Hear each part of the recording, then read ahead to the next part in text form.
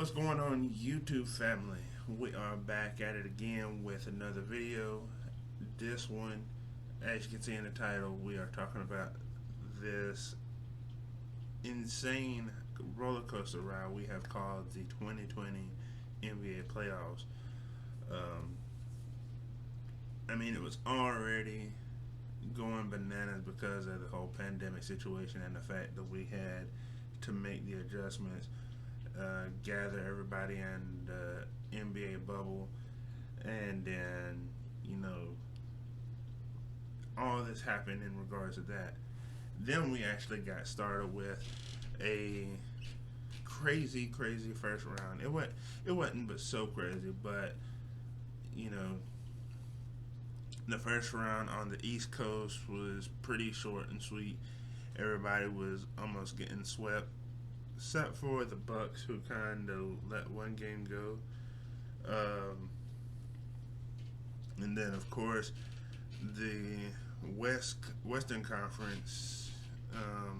It was actually quite the opposite. The Lakers was the top seed. They let one game go, but they still was pretty quick about getting theirs over with. On the other hand, went to at least 6 games. So that was crazy enough as it is. But before we go any further, if you're new to the channel, make sure you subscribe, hit that post notification bell so that you get my content as soon as I drop it, and as well as hit the like button. The like button helps me to get more people such as yourself to appreciate my wonderful content that I try to put out at least weekly for you guys to appreciate. So without further ado, we're going to go ahead and dig a little bit deeper. So I think our last video in regards to this topic, we were in the midst of the second round, where, let me go ahead and pull it on up for you guys.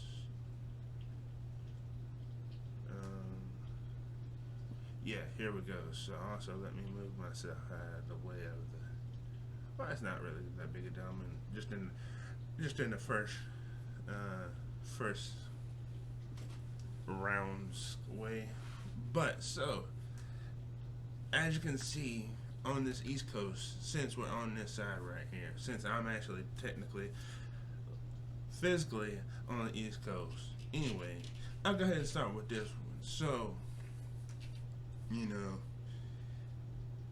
it was kind of interesting that we'll start with the Celtics. With the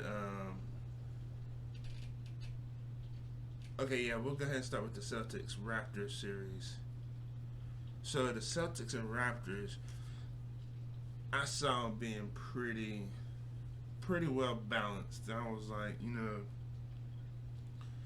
the Raptors being the defending champs, minus Kawhi Leonard and all that kind of stuff, they did pretty good for themselves this year, battling back into the playoffs and all that kind of thing. Definitely commend them on that. Now, the Celtics have always had a pretty decent roster, and then they added my boy Kemba Walker from my Hornets. So yeah, that just made them that much more elite in my eyes. So, I figured that they were going to do pretty good in this series.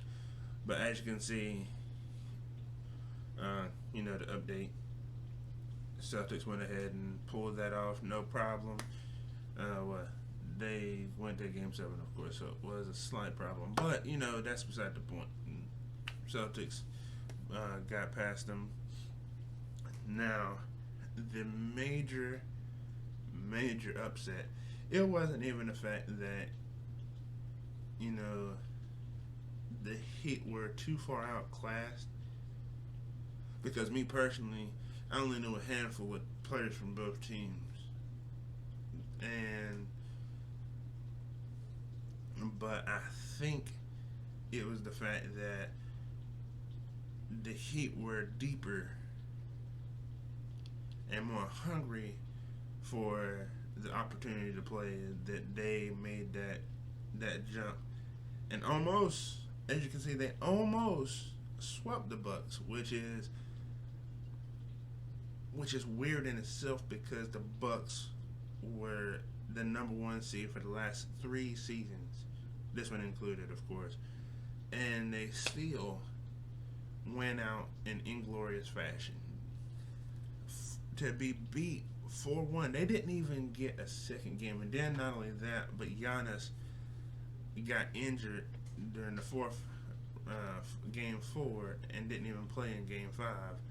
So we knew offhand that was it. That was the wraps. So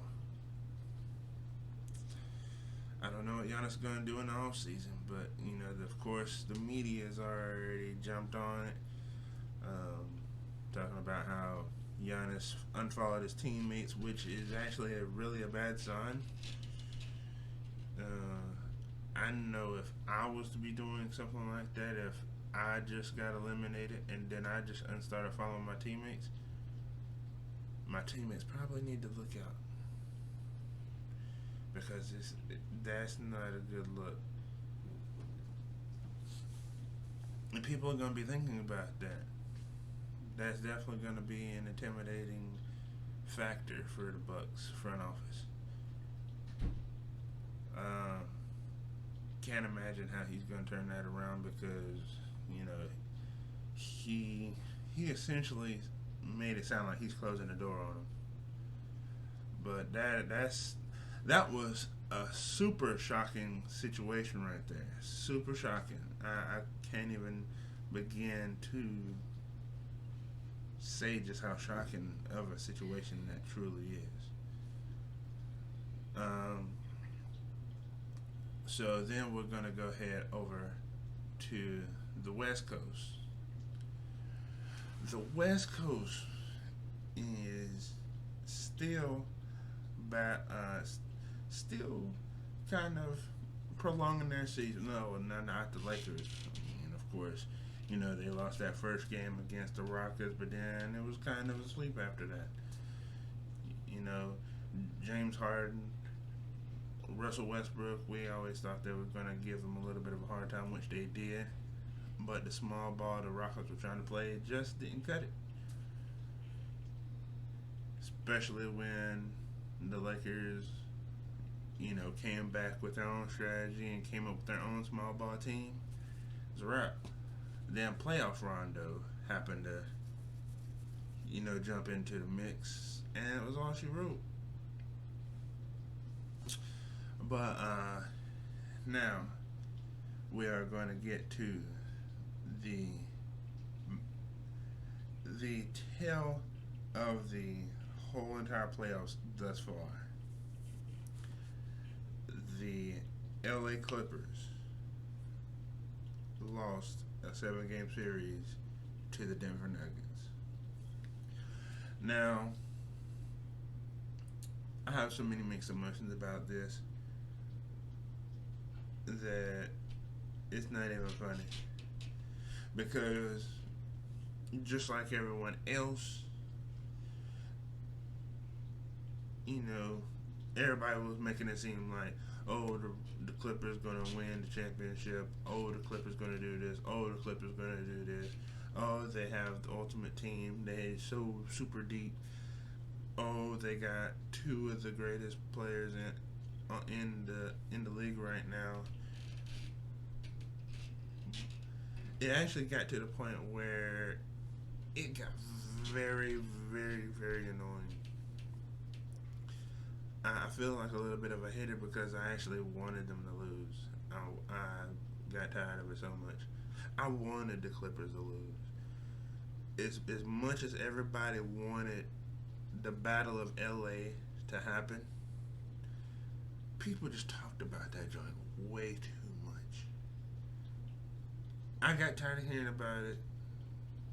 I'm sure the Nuggets fans got tired of hearing about it. The Nuggets themselves were actually they even were very vocal about it. They were like, everybody's counting us out. They don't say it, they're trying to say we don't belong here, all that other kind of stuff. I actually got to the point where I just really wanted the Clippers to lose. And who knows however many people were in that same boat with me because, well, it happened. And not only did it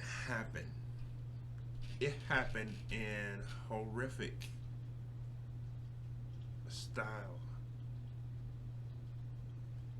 The Clippers, well, first off, congratulations to the Nuggets because they had been dropped. Well, first off, they've been dropped down to a 3-1 series in both series so far, and they dug themselves a hole.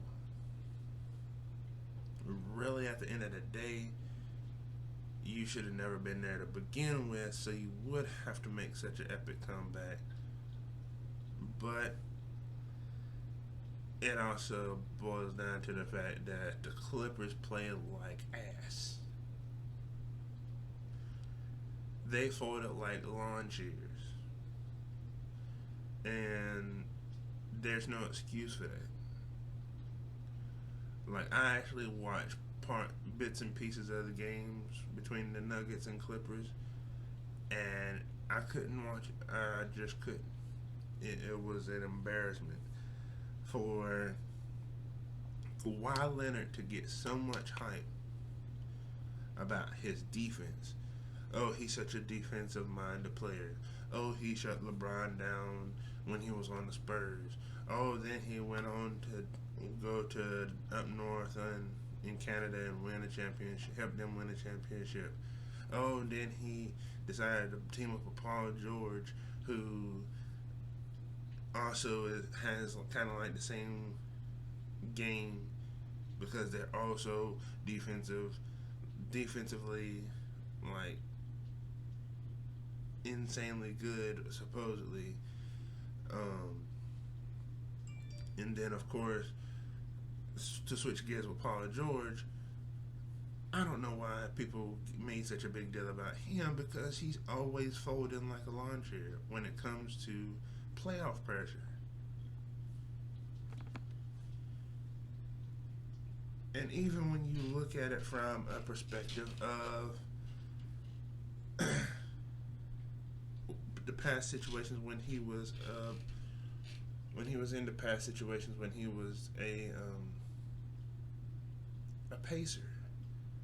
Look at what happened with him when he was a pacer. Come on, man. You can't fold like a wet napkin. You can't do that kind of stuff when you have been hyped up so much, and then you took it upon yourself to further hype up your play by talking about y'all were going to win a championship and it was championship or bust or whatnot. Y'all made it sound like y'all were just the hottest stuff known to man. Y'all were going to do this, y'all were going to do that, and then come up short like you did with the play that you did. That is tragic.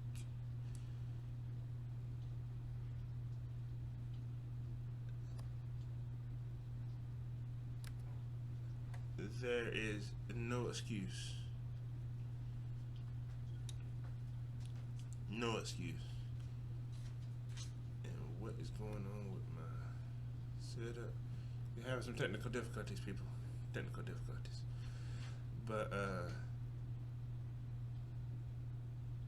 I am trying to figure out what happened to this supposedly amazing team that was supposed to be doing everything the right way and was supposedly built to take down the Lakers to get a championship. This was a pathetic display by them, and it showed. It was awful. But either way,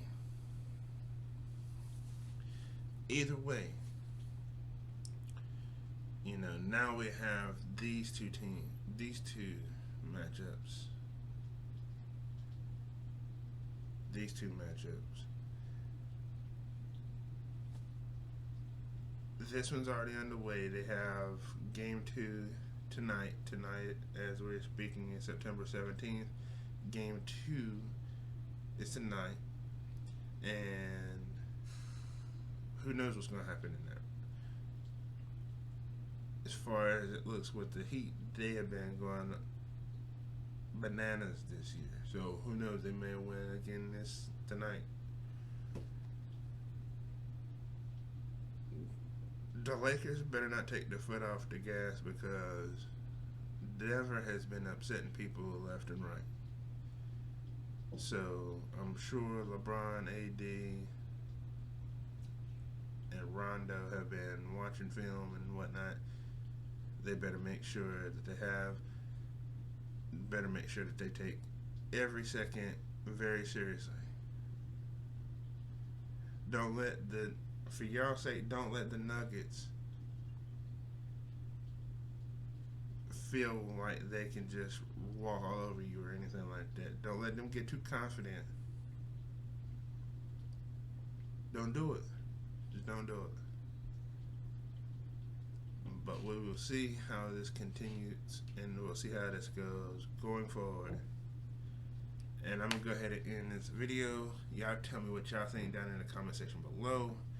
We're going to keep on going, and I think I'm going to try and get a little bit more consistent with this in these particular videos where I talk about the NBA, because it's drawing closer to the end. But again, y'all let me know what y'all think down in the comment section below. Again, don't forget to hit that subscribe button if you're new, or if you're just watching my videos and you just, forget to hit it. Make sure you hit that sub button, man. I need that. And hit the post notification bell so that when I do post, you will be notified. But until next time, I'll holler at y'all. Love y'all. Appreciate the support. And hopefully the next video will be coming soon. Peace. What is going on, YouTube family? I'm back with another video. This one's probably going to be pretty short because it's not a whole lot to go based off of. But I am here to mention how PlayStation has finally released the pricing and the release date for the PS5. So,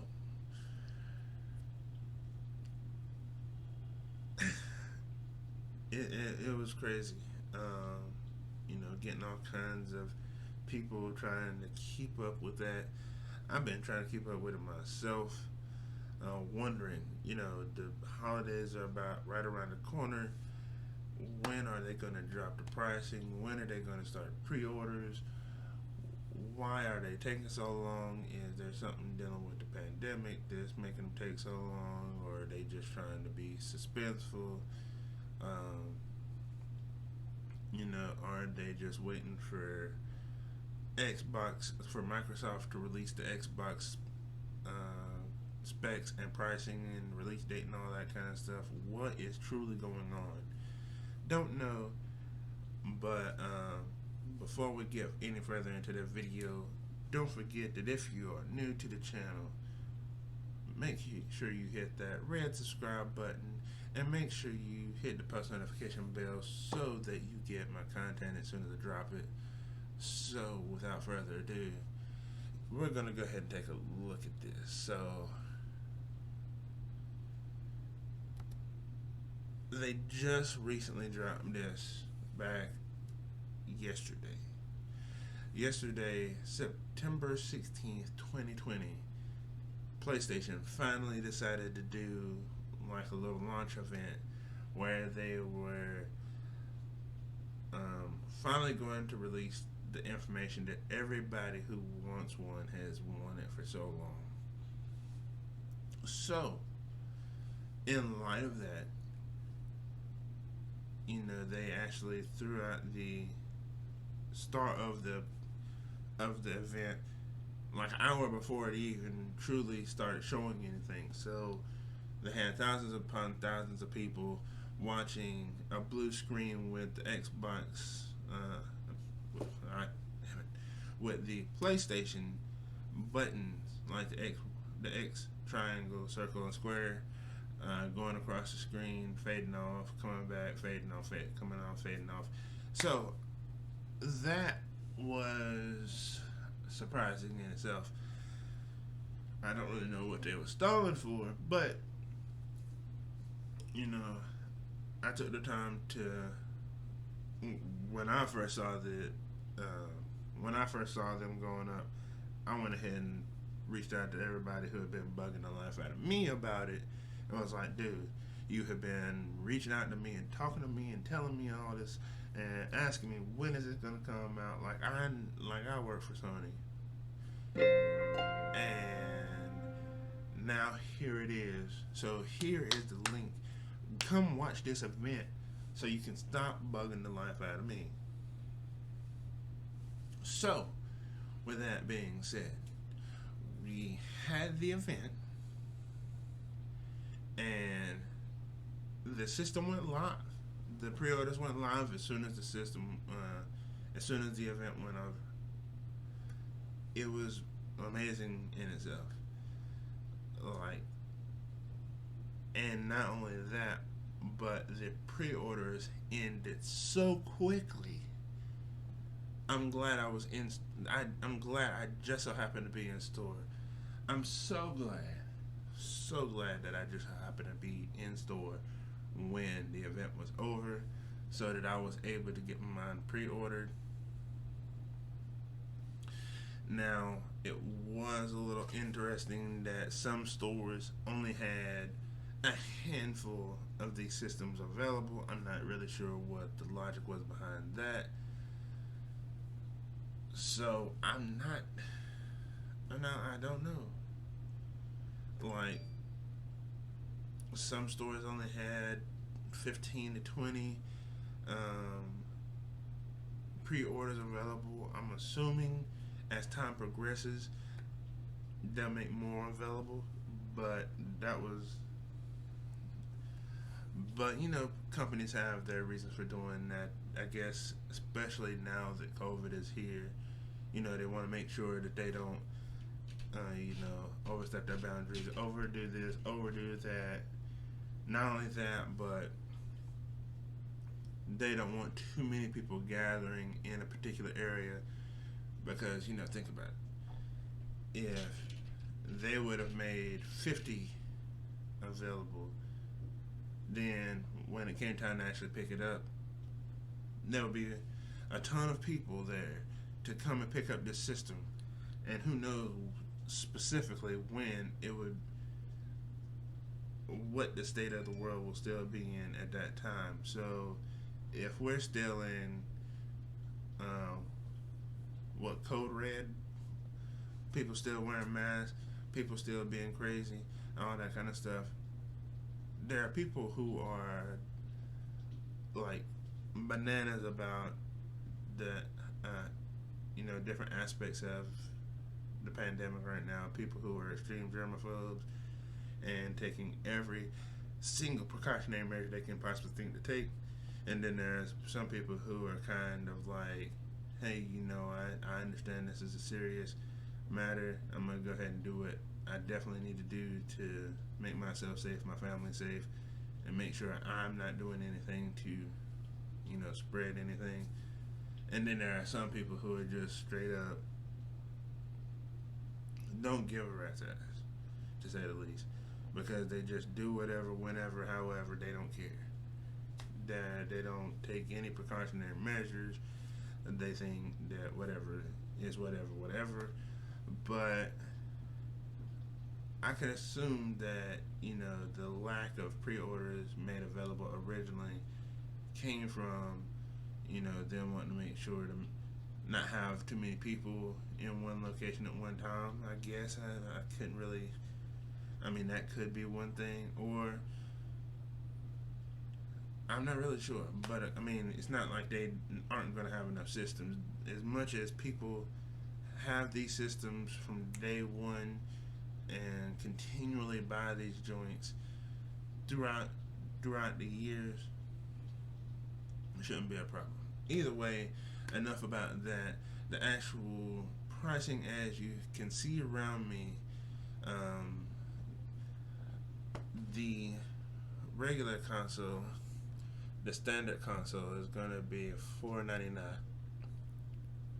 That's gonna be essentially the one that has a disk drive, as you can see right here.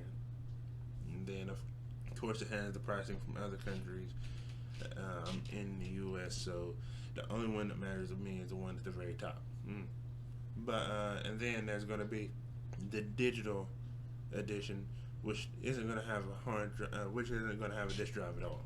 So if you don't really value the whole purpose of actually buying a physical disc, you're the type of people who don't trade in, go with that. But if you're the type of person who gets games like NBA 2K or anything that comes out with a newer version over time, unless you're just a collector, I would recommend getting the one that has the disk drive, because of course you're gonna be getting your disc. You're gonna go ahead and beat the game, do all the little side missions or whatever the case may be, if you're that type of person. And then when the newer version of it comes out, you're going to want to trade that in and get the newest version. So if you are the type of that do a lot of trades, make sure you get the one with the disk drive. Now, as you can see, there is a $100 price difference. The digital version will be $100 less at $399. Of course, that has to do with the fact that no disk drive. That's cool. I don't have a problem with that. Me personally, I like to have discs, so I'm going with the standard edition for $4.99. I've already got mine pre-ordered. I'm good. I hope everybody who wants a copy of their own will be able to eventually get a pre-order done if you haven't already. But it is finally here. It is finally here. Not only that, but there is also, and I keep on doing this, there is also the release date. PS5 will launch in the US and some other countries on November 12th. November 12th is PS5 Day. I saw somewhere where it's going to not release until the very next week in some other countries, but again, I'm in the US, so I get to be one of the lucky ones that can get it on November 12th. So November 12th, $4.99. They're even doing pre-orders for additional controllers, which I think is bananas a little bit, but it is what it is. They already got some launch titles. More keep on popping up as time progresses. We shall see how successful this launch is, because they have definitely gone in a completely different design method with the way this looks. I'm actually excited. It looks cool. I can't wait to have it on my dresser, on my desk, for when I go and stream. Speaking of streaming, I have a Twitch account, same name, Fluent Movement, no space though. Holla at me on Twitch. If you're a gamer, holla at me. Come subscribe to the channel. Come catch the vibe. Chill. We can talk. I talk about pretty much anything, but of course, big into anime, big into gaming. It's mainly stuff like that. But I've had all kinds of really cool people come through. We talk about all kinds of stuff. I had like an hour-long conversation with one individual about finances and stocks and all kinds of stuff while I was playing Monopoly. It was a soothing conversation, so I was like, okay, so that's dope. we talk about all kinds of stuff. I play all kinds of games. Um, One last thing I will mention that I'm a little concerned about is the launch date of November 12th doesn't match the release date for 2K21 on the PS5, as well as a whole lot of other titles. Me particularly being concerned about 2K21 because that's one of my main games that I actually stream. And if I no longer have a PS4 because I switched up to my PS5, traded my PS4 in for my PS5, that means that if there's truly going to be that month and 19-day difference between them, I'm not going to be able to play 2K21 from November 12th to December 31st. I don't really know how to feel about that. I think I'm going to make a separate video about this. I'm not really sure yet, but